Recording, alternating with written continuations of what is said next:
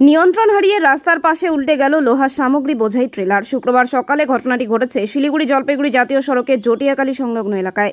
জানা গেছে, এদিন সকালে ফুলবাড়ির দিক থেকে একটি ট্রেলার জলপাইগুড়ির দিকে যাচ্ছিল। সেই সময় জটিয়াকালী সংলগ্ন এলাকায় নিয়ন্ত্রণ হারিয়ে রাস্তার পাশে নয়নজলিতে উল্টে যায় ট্রেলারটি।